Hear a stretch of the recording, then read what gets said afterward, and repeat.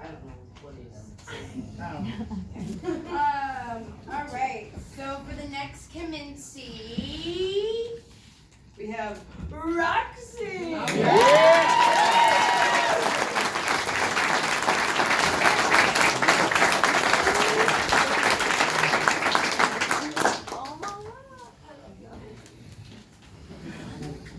Okay, so I'm gonna say something about Roxy. Anyway, I think the first time Roxy came to church and we had church, and afterwards she was like bawling and just came and gave me this hug, and it's so cool because I think it was like your first church. And ever since then, me and her just kind of had this like, I don't know, this thing about us, like we just clicked. And then before she left, we had a really good talk, and you're just like very welcoming and warm and just this person that you can talk to. I'm so happy you got to be with your army. Yeah. They keep coming. I'm very happy for you, and you're a good person. So I just love you. And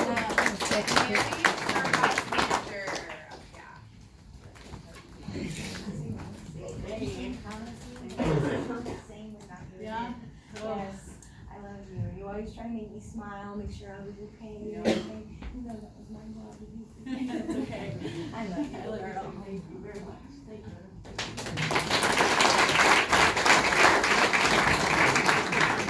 This is my dude, and she helped me get through like the steps, whatever. She minimized it to where like, hey, just do it. It's not that bad. And I was like, get off. I pretty much told her, I was like, listen, just try it. And if it works, it works. If not, they're gonna leave you alone. You know what I mean? You're gonna be and it worked. So I don't know how else to do it. Anyways. It was nice, and I appreciate it, and I just love you. I'm Me proud too. of you, and I'm happy you're with your gang. Thanks.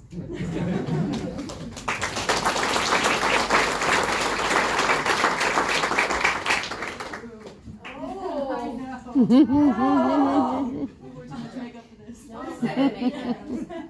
This woman is special to me.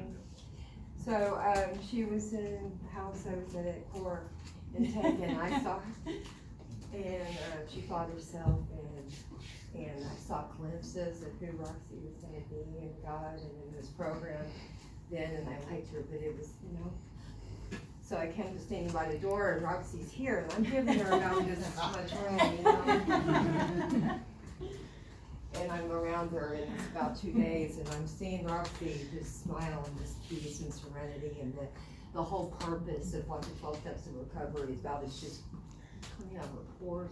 And we had pretty, crazy. She's crazy on signs. Yeah. But we had That's a this- sign. We had some major ones. But we had some major ones, and we were watching for God to just open our hearts together, and it happened. And I am in love with this girl. I'm like home for babies. I miss you every day, and I can't tell you how excited I am.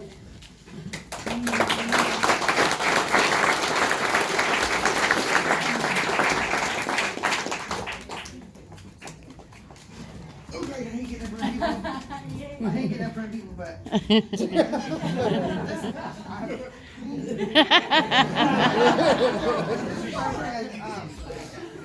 We can experience the same real quick with each other.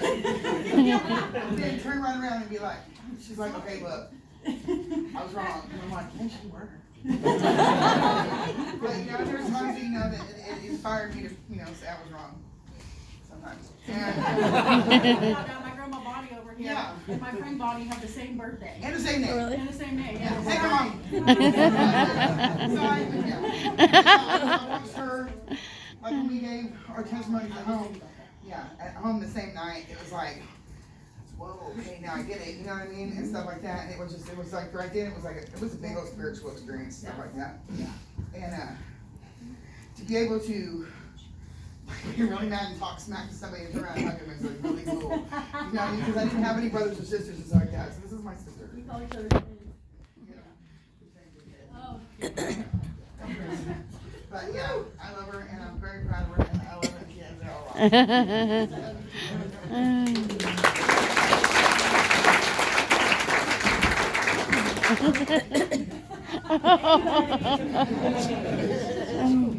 So, I met Roxy right after I got here. And anytime that I was like down or anything, she always could sense it because she would always come give me the biggest hug. And then it was kind of vice versa because she's my friend. We've had a lot of good talks in the transpo van. 2-hour rides. Yeah, 2-hour rides in the transpo van. Really?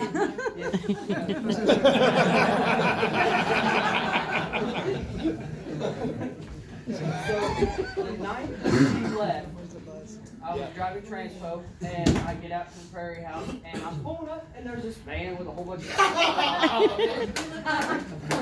and I'm like, what the heck's going on out here? I can't remember who I was giving a ride home, but they were like, Roxy's getting ready to leave. And I'm like, Roxy's here? So I got out of the van and come to find out she had to leave to go get more tie downs. But I sat there in the driveway. I'm like, if anybody calls, they're waiting. Like, I gotta say bye to Roxy. Then she pulls up, and I was so happy to get to see you and give you a big hug before you left. Because See, that was a you're sign.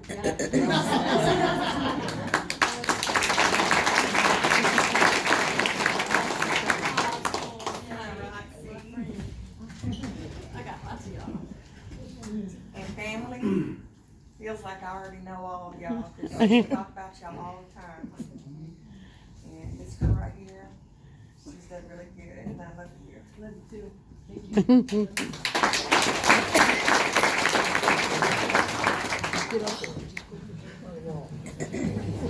Alright, so, first time Roxy came to the house, her and I clicked. It was, I don't know, we spent a lot of time in the room talking. Reading Bible scriptures, reading devotionals. And you're an amazing woman and I'm so proud of you. And this woman is one of the toughest women I know. In 6 months, she went through like, I don't know, 3 surgeries. Yeah. And still kept on going. Hey, she's a strong woman here. And talked to her kids all the time. Her mom and dad checked in on her and called me and was like, is she okay? How's she? She good? Like, yeah, she good. We're good. We spent the night in a hotel room together. And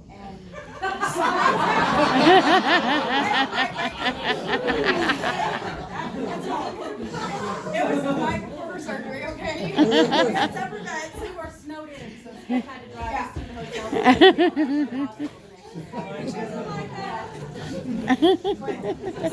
I didn't do nothing. What are you talking about? This girl is so big on signs.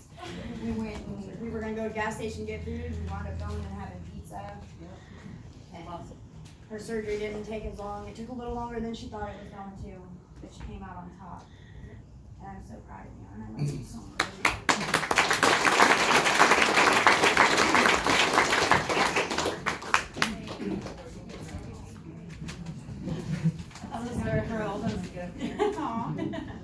So Roxy, I met Roxy briefly on a transpo van in another program down yonder.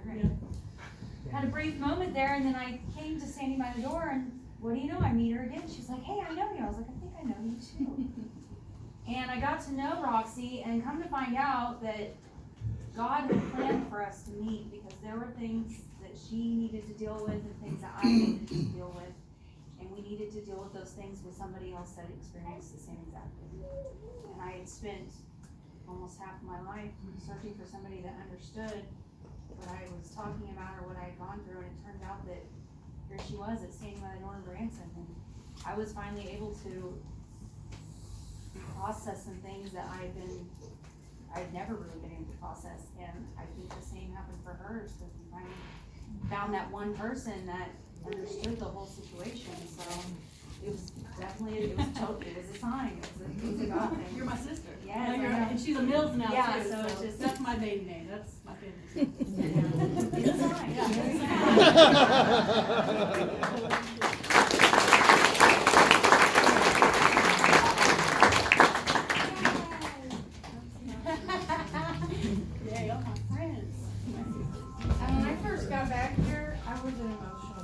Okay. And here's this. Good morning.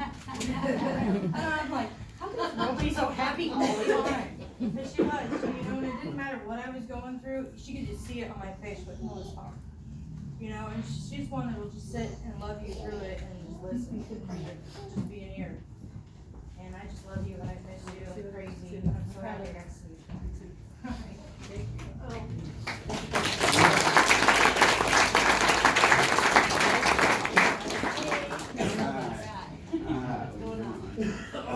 So this is one of the people that project light into programs, into people's lives. She's an amazing person, but it's one of the people that you can always talk to her, and she'll always give you the best information she can. She takes the 12 steps and actually uses them. This is one of the people for the new people who actually need somebody to look up to and to see who's really working their program. And this is one of those people that actually works the program and puts her heart and soul into it and projects light into everybody's life that she comes in contact with. And she's irreplaceable.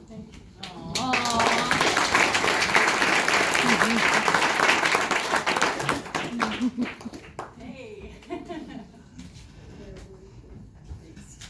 So like kind of following what Brad just said, like she's an amazing woman, and like she gave me a lot of hope when I first came here, because like I came here in I was in rough shape, man, some really rough shape, and like just being around her just gave me this kind of the hope and power, and like just seeing how much has changed her. Like I haven't seen any change, but like, you know what I mean, you're just so with it. It's like being with it is with it, you know what I mean? I'm not good at public talking either. You're amazing. Thank you.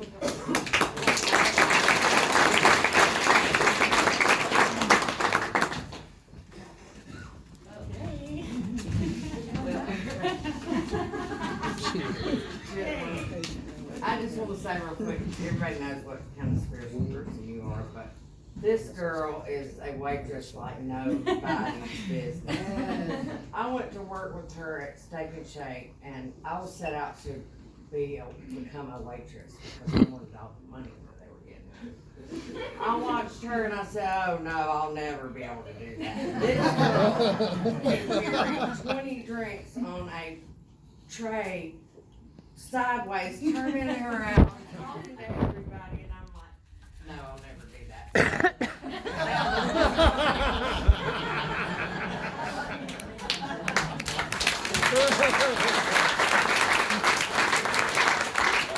don't normally do the whole talking in front of people thing, but I kind of have to. You were like the first person that I really connected with here, and I feel like everything with us is like, oh my God, me too, you know, and a connection. Yeah, it's always a sign.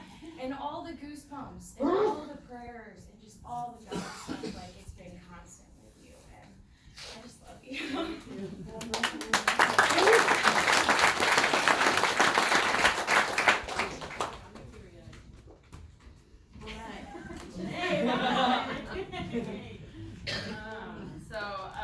Part of this whole process of recovery is like coming here and I didn't even know I needed it here, but I remember meeting Roxy and being in the kitchen. I just love you, and I was like, me? And I was like, okay, and I was like, overthinking it, and but then as I got to see how sincere she is and how genuine,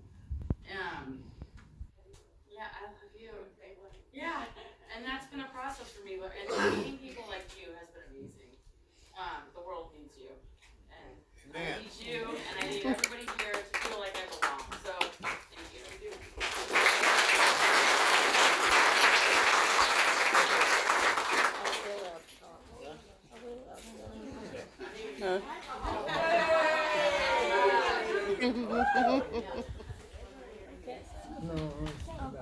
Well, Roxy and I worked together for like 9 months. Well, everybody knows that I'm a bitch to work for. Let's not get this twisted. And, Roxy is one of the most hardest working people that I've ever met in my life.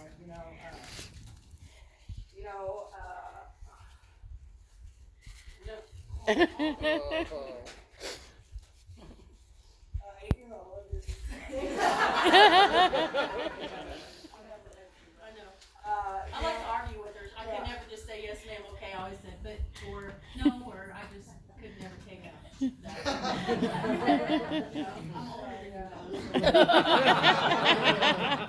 was a lot of fun. I'll tell you what though, we connected when she came in the first time, and I just, I knew that we would be friends, and I knew that she was here for a reason. Heidi sent her over to me, I believe, and,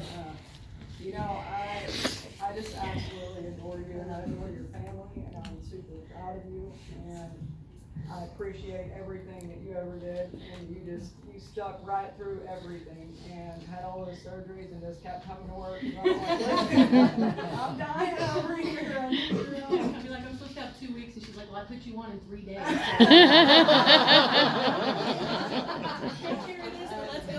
I just kept telling her to keep pushing, you gotta keep pushing. And and I think that's another thing that, got her to where she's at today, and her strong faith and love for her family, and wanting to be a different person than what she's always been. And I truly believe that she has found the faith in God and can live a better life than she's ever dreamed of living. And super proud of you, and I love you. I love you too. Thanks for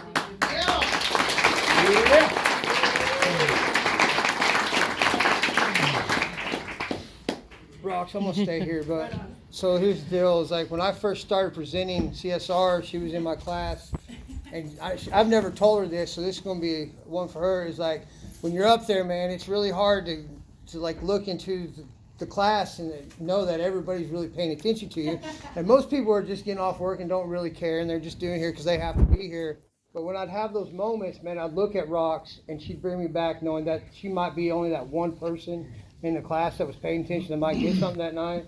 And because she was there writing them notes, but I have never seen anybody write the notes that like Rox does. And if anybody in this room had half the willingness to sit in that class and do those notes, you're going to make it because she did. And that's all. And I love you. I'm really happy for you. Congratulations. Thank